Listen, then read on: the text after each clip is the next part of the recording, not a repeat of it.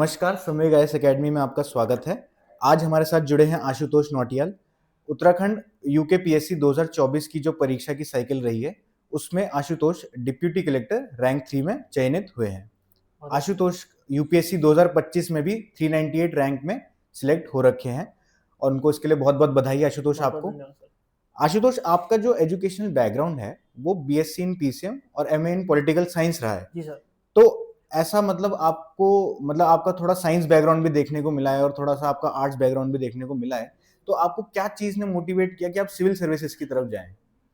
Sir motivation का तो मेरा बीएससी के टाइम से ही था, तो क्योंकि उसके बाद मैंने फिर एमए को इसलिए ऑप्ट किया क्योंकि वो प्रिपरेशन में हेल्प करता है फिर, इसलिए मैंने एमए पॉलिटिकल साइंस से किया क्योंकि वो जीएस और ऑप्शनल के साथ ओवरलैप करता है।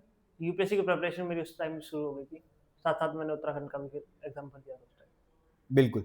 तो आशुतोष, आपको मतलब मैं पूछना चाहूँगा कि कितना समय आपको लगा तैयारी जी के सर। दौरान? जैसे उत्तराखंड में भी और यूपीएससी में भी, और आपने मोटिवेशन कैसे बनाए रखा है इस टाइम पे? सर एक्चुअली मैंने सबसे पहला जो गवर्नमेंट कॉम्पिटिटिव एग्ज़ाम है वो मैंने आरओ का दिया था, उत्तराखंड पीसीएस का, और फिर उस टाइम मेरा सिलेक्शन नहीं हो पाया था। फिर पीसीएस आ गया था क्योंकि यूपीएससी भी मैं दे रहा था लगातार। 2023 में मैंने पहला अटेम्प्ट दिया था यूपीएससी का, तो फिर 2024 में क्योंकि मेरा इंटरव्यू हो गया था, पर मेरा फाइनल लिस्ट में नाम नहीं आ पाया, तो फिर सिलेक्शन तो नहीं हो पाया। लेकिन फिर इस बार में क्योंकि मेरा सिलेक्शन हुआ था, तो कुल मिला के मुझे लगभग 4 साल इसमें लग गए। आशुतोष, मेरा एक सवाल है कि आपने यूकेपीएससी 2024 का जो एग्ज़ाम दिया था, जी सर। तो इसमें क्या हुआ था कि एग्ज़ाम का पैटर्न चेंज हुआ पहली हाँ बार, जी। और अब जो प्रीवियस ईयर क्वेश्चन थे तो उनमें पुराना ही पैटर्न रहा था। जी सर। तो आपने अपनी तैयारी को कैसे नए पैटर्न के लिए अडैप्ट किया? जी सर, पैटर्न क्योंकि चेंज हो गया था। पहले जो क्वेश्चन्स का पैटर्न था, जो वेटेज क्वेश्चन्स की थी, वो अलग-अलग थी। इस बार जो है पूरा यूपीएससी स्टाइल में शिफ्ट हो गया था, तो मेरे लिए एक हल्का-सा एडवांटेज था। बट क्योंकि तैयारी सिमिलर होती है काफ़ी, जीएस काफ़ी सिमिलर होता है, और 2 क्योंकि आपके पेपर उत्तराखंड के ही होते हैं, क्योंकि मैं यहीं से बिलॉन्ग करता हूँ, तो काफ़ी आप कनेक्टेड रहते हो इन चीज़ों से। तो इस तरीके से मतलब आप थोड़ा स्ट्रक्चर तैयारी करें, तो फिर फ़ायदा होता है। बिल्कुल।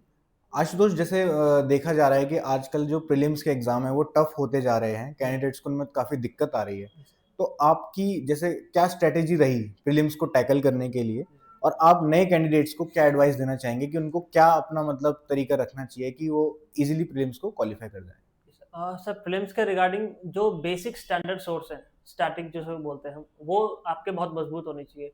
हिस्ट्री, पॉलिटी, ज्योग्राफी, इकोनॉमी, वो बेसिक एनसीईआरटी पढ़ें आप, स्टैंडर्ड बुक्स पढ़ें, वो सब आपके टू द पॉइंट आपको रटे होनी चाहिए बिल्कुल। साथ ही साथ उत्तराखंड के लिए अगर हम देखें तो क्योंकि सोर्सेज़ बहुत ज़्यादा कंसोलिडेटेड नहीं है, अलग-अलग सोर्सेज़ हैं। तो आप अलग-अलग बुक्स को रेफर करने के बजाय अपने खुद के छोटे-छोटे अगर आप नोट्स बना सकें, तो वो ज़्यादा इम्पोर्टेंट रहता है। हालाँकि बुक्स भी है काफ़ी, परीक्षावाणी बीएस नेगी सर की जो किताब है, वो भी आप रेफ़र कर सकते हैं। आप देखें कि वेटेज कितना एग्ज़ाम में, प्रीलिम्स में कितना उत्तराखंड का आ रहा है, कितना जीएस का आ रहा है, उसके हिसाब से आप बैलेंस करें, और क्वेश्चन अटेम्प्टिंग पे आप ज़्यादा ध्यान देना होता है मेरे हिसाब से। इस तरीके से प्रीलिम्स का आप तैयारी कर सकते हैं। ठीक है। तो आशुतोष, ऐसी मेंस के बारे में हम बात करेंगे। तो मेंस में जैसे एसए का पेपर होता है, हिंदी का पेपर होता है, जी, 4 जीएस के पेपर होते हैं और 2 उत्तराखंड के पेपर जी होते सर। हैं। तो आपके कौन से वीक सब्जेक्ट्स रहे हैं जी सर। जिनको आपने ओवरकम किया है कि मैं आपने उनमें मेहनत करी है और आपने आपकी अपनी परफॉर्मेंस को इम्प्रूव किया है? और मतलब ऐसी क्या स्ट्रैटेजी आपकी रही ओवरऑल कि आप इज़िली सिलेबस कवर कर पाओ और जो नए पैटर्न के अकॉर्डिंग आपने उसको ढाला था? जी सर। और एक चीज़ मैं और पूछना चाहूँगा कि आंसर राइटिंग की प्रैक्टिस आपने कैसे करी थी? जी सर। सर एक्चुअली पहले तो जो सब्जेक्ट्स के रिगार्डिंग आप कह रहे थे, क्योंकि मेरा एमए पॉलिटिकल साइंस में था, तो जीएस वगैरह मेरे लिए ज़्यादा मुश्किल नहीं था, खासकर जीएस 2। हिस्ट्री वगैरह भी हम क्योंकि पढ़ते ही हैं, तो हो जाता है जीएस 1 वगैरह। ज्योग्राफी भी स्टैंडर्ड सोर्सेज से ही है। मेन सर मेरे लिए था जो हिंदी का पेपर होता है, क्योंकि मेरा जो मीडियम रहा है शुरू से इंग्लिश में रहा है। हालाँकि मेरी हिंदी उतनी खराब नहीं है, बट उसके लिए थोड़ा एडिशनल प्रैक्टिस की ज़रूरत थी। तो वो मैंने किया था उस टाइम, क्योंकि उसमें ग्रामर भी आती है, फिर आपके अलग-अलग उसमें एस्पेक्ट्स पेपर में। बाकी सर उत्तराखंड के पेपर में फिर जैसे मैंने कहा, उत्तराखंड के सोर्सेज़ काफ़ी डाइवर्स हैं। तो आप अगर अपने सोर्सेज़ कंसोलिडेट कर सकें और आंसर राइटिंग में उसको डालें, जो आपने बोला आंसर राइटिंग की प्रैक्टिस, वो बहुत ज़्यादा इंपॉर्टेंट है, क्योंकि आप पढ़ भी कितना कितना भी लें, अगर आपको लिखना सही से नहीं आ रहा है, तो आपको नंबर पे वो रिफ्लेक्ट नहीं होगा। तो आंसर राइटिंग बहुत ज़रूरी है मेरे हिसाब से। बिल्कुल। तो ऐसी जैसे हमने प्री की बात कर ली, मेंस की बात कर ली, फाइनल जो पड़ाव रहता है तैयारी के दौरान वो होता है इंटरव्यू का। जी, तो इंटरव्यू की तैयारी के लिए एस्पिरेंट की क्या अप्रोच होनी जी चाहिए सर। और क्या ऐसी मुख्य बातें हैं जिस पर उनको ध्यान रखना चाहिए? सर इंटरव्यू के रिगार्डिंग तो क्योंकि इंटरव्यू बेसिकली बातचीत का एक फॉर्म है, तो क्योंकि बातचीत करना हम फॉर्मली बातचीत करने में और नॉर्मली बातचीत करने में बहुत फ़र्क होता है। तो मैं यही सजेस्ट करूँगा कि आप जितने मॉक दे सकें, मेरे हिसाब से तो आप जितने मॉक दे सकें उतने आपको देनी चाहिए। मैं सब्वे आईएएस में से इंटरव्यू गाइडेंस प्रोग्राम के थ्रू जुड़ा था, तो वहाँ पे यहाँ पे मैंने मॉक दिए, तो फिर उससे काफ़ी मुझे हेल्प मिली, काफ़ी फीडबैक मिलता है। तो और इंटरव्यू में साथ-साथ आप देखें कि आपके बैकग्राउंड से, एजुकेशनल बैकग्राउंड से, या क्योंकि यूपीएससी में मैंने इंटरव्यू दिया है तो मुझे उसका काफ़ी फ़ायदा यहाँ पे मिला। तो वहाँ पे आपको आपके पर्सनैलिटी के रिगार्डिंग क्वेश्चन पूछे जाते हैं, आपकी हॉबीज़ क्या है? तो वो आप पहले से प्रिपेयर कर लें। छोटे-छोटे क्वेश्चनेयर बना के उसको आप लिख लें एक जगह। फिर आप उसको पढ़ते रहें, आप प्रैक्टिस करते रहें, तो आपको नेचुरली एक तरीके से आ जाएगा वो। तो ये तरीका होना चाहिए मेरे हिसाब से। मेरा एक सवाल आपसे ये था जी, कि तैयारी के दौरान आपकी लाइफ में कोई एक यूनिक सपोर्ट सिस्टम रहा हो जी, या फिर कोई एक ऐसी घटना जो आप शेयर करना चाहते हो बाकी कैंडिडेट्स के साथ जी। कि आपने जिसने आपको मतलब मदद करी हो या मतलब मोटिवेशन आपका बनाए रखा हो या आपकी तैयारी में हेल्प करी हो? ऐसी कोई एक घटना? सर सपोर्ट सिस्टम तो परिवार वाले ही होते हैं, जो माता-पिता हैं, हमारे कज़िन्स हैं, वही जो भाई-बहन हैं, सभी सपोर्ट सिस्टम तो यही होता है। घटना के रिगार्डिंग तो हम, क्योंकि हम उत्तराखंड से ही हैं, तो हम यहाँ की जो समस्याएँ हैं, यहाँ पे जो अपॉर्च्युनिटीज़ हैं, पोटेंशियल जो यहाँ का है, हम लगातार वो देखते रहते हैं। तो मुझे लगता है कि यही सबसे बड़ा मोटिवेटिंग फैक्टर है हमारे लिए। और जब भी कैंडिडेट्स नए आ रहे हैं, वो भी अपने आस-पास चीज़ें देखें, देखें आप क्या ऐड कर सकते हैं सोसाइटी के लिए। तो उस तरीके से आप करें तो ज़्यादा बेटर है। बिल्कुल। तो तैयारी के दौरान क्या होता है कि मतलब गलतियाँ होती हैं और सभी से होती हैं। हुँ, अब उन गल ये ट्रायल एंड एरर का प्रोसेस है, जी सर। तो उन गलतियों से ही सीखना जी, मतलब हर कैंडिडेट के लिए बहुत ज़रूरी होता है। जी। तो ऐसी कौन-सी गलतियाँ, कौन-सी शॉर्टकमिंग्स थी आपकी उसमें तैयारी के दौरान, जिनको आपने ओवरकम किया? आपने कैसे उनका सेल्फ एनालिसिस किया? कैसे उनको पहचाना, जी। ढूँढा और उनको कैसे आपने ठीक किया? सर गलतियों के रिगार्डिंग जो मैंने पर्सनली फेस की है, पहले तो सर हम बहुत ज़्यादा सोर्सेज़ के पीछे भागते हैं कि हम बहुत सारे सोर्सेज़ पढ़ लेंगे तो ये हो जाएगा। मुझे लगता है कि आप लिमिटेड पढ़ें, बट उसको बहुत अच्छे से पढ़ें। दूसरी चीज़ सर, हम आंसर राइटिंग से बहुत डरते हैं। जैसे मैं भी पहले आंसर राइटिंग अवॉइड करता था, बट फिर मैंने कहा कि यहाँ पे गलती करना बेटर है रादर देन एग्ज़ाम में गलती करने से। तो फिर मैंने आंसर राइटिंग को बात काफ़ी इम्पोर्टेंस दी और इसलिए मैंने उस पे काफ़ी फ़ोकस किया। तीसरी चीज़ सर ये है कि आप टेस्ट सीरीज़ दें, आप मॉक टेस्ट दें, तो उससे आपको काफ़ी फीडबैक मिलता है। ज़रूरी नहीं है कि आप उसको फॉर्मली दें, आप अपने दोस्तों से उसको चेक करा सकते हैं। आप पीयर ग्रुप बना सकते हैं जिसमें जो अच्छे कैंडिडेट्स हैं आपके साथ, उनसे आप कोलैबोरेशन कर सकते हैं इसके रिगार्डिंग। और अच्छी कंपनी रखना बहुत इम्पोर्टेंट है, क्योंकि मेरे दोस्त जो हैं यूपीएससी में ऑलरेडी सिलेक्टेड मेरे क्लासमेट्स थे, और जो मेरे साथ के भी हैं काफ़ी प्रिपरेशन में सब एंगेज हैं। तो मुझे इसका काफ़ी फ़ायदा मिला, तो आप लोग भी अगर ऐसा करें तो ये आपके लिए बेनिफिशियल होगा। बिल्कुल। आशुतोष जैसे क्या होता है कि तैयारी के दौरान ना कैंडिडेट कई बार डिप्रेशन को फेस करते हैं जी, या सेल्फ डाउट को फेस जी करते सर। हैं। उनको एंग्जायटी होती है, उनको नर्वसनेस होती है कि मेरा सिलेक्शन होगा? क्या मेरी मैं इस तैयारी के लिए नहीं बना हूँ? हाँ जी। या क्या मेरी तैयारी में ऐसी कोई कमी है जो मैं नहीं पहचान पा रहा हूँ? तो ऐसे कोई डिप्रेसिव जो माहौल हर किसी कैंडिडेट की लाइफ में आता है, तो आपने इसको कैसे हैंडल किया? सर एक्चुअली क्योंकि तैयारी बहुत लंबी है, तो अलग-अलग आपके फ़ेजेज़ होते हैं तैयारी के। जब आपकी तैयारी अच्छी चल रही होती है तो बहुत अच्छा लग रहा होता है। तो मुझे लगता है सर कि आप रादर देन इतना लंबा सोचने की कि मेरा सिलेक्शन होगा या नहीं होगा, आप डे टू डे बेसिस पे चलें। डेली आप अपने गोल सेट करें, उनको अचीव करें, और फिर रात में आप चेंजेस हो सकते हैं कि चलो मैंने इतना तो कर लिया। तो आप डेली करें रादर देन लंबा देखने की। मुझे लगता है कि ये ज़्यादा इम्पोर्टेंट है। दूसरा सर, डिप्रेशन एक बहुत बड़ी समस्या है, क्योंकि सिलेक्शंस मैं लकी हूँ क्योंकि मेरा सिलेक्शन फॉर्च्यूनेटली ज़्यादा रिलेटिवली ज़्यादा जल्दी हो चुका है।